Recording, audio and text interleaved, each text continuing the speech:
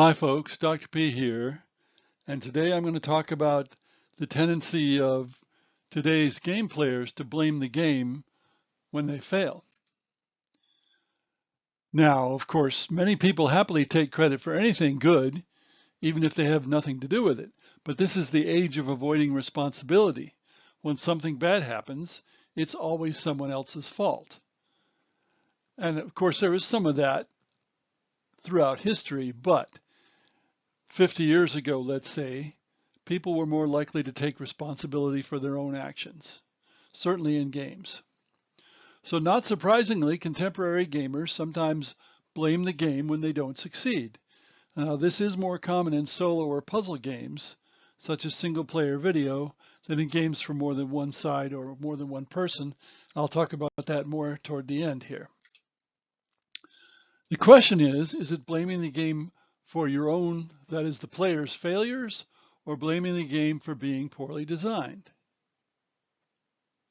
After all, games today are often designed to be played just 1 to 3 times, because that's what players do most of the time, especially video games, but also tabletop games.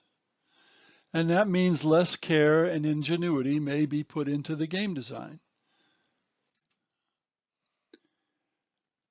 So one kind of blaming is blaming from faulty assumptions. Blame arises from the notion that, quote, a game is an engine that converts effort into fun, unquote. Notice there's no idea of competition in that notion. It's not even a good, it doesn't limit itself just to games. But this can imply that the designer is responsible. It ignores the effort required of the players and expects the designer to make all the effort. Well, that's nonsense. Maybe in a party game, but not in a hobby game, not in a serious game, let's call it. This is as unreal as the notion that teachers are wholly responsible for student learning. If students don't make the effort, they're much less likely to learn. That's just a simple fact and an obvious fact, but you find people who go the other way, just as you'll find people who are happy to blame the game if they don't succeed, no matter what the reason. Now, you can have blame because of real failures in design. There are lots of crappy games out there. There are lots of mediocre games out there. It's very easy to publish games, self-publish games, and so you get the same sort of situation as you did when people tended to self-publish books in what was called vanity presses. A lot of them are not worth a hoot. Nonetheless, there can be specific errors in games, and I'm just going to start with a few.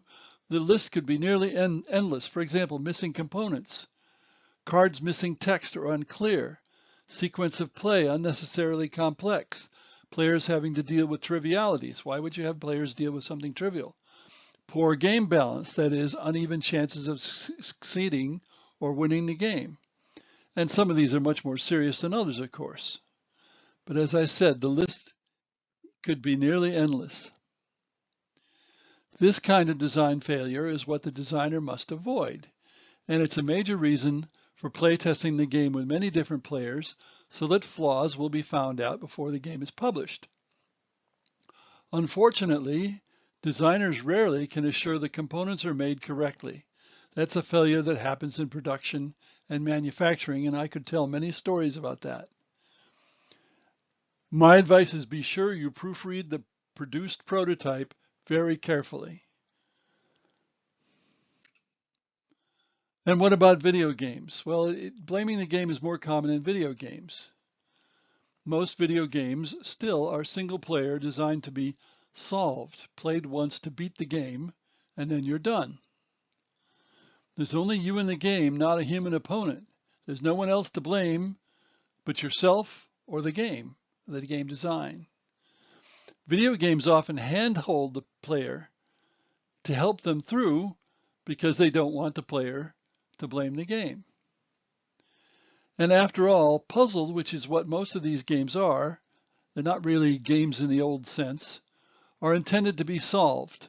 So if a player finds them insolvable, they blame the game, not themselves. Now, there's nothing designers can do about blame derived from players avoiding responsibility or effort. There's not much they can do about problems with the manufacturing. But blames because of defects in the design is something designers can avoid, and they need to be on the lookout for that all the time. Thanks for listening.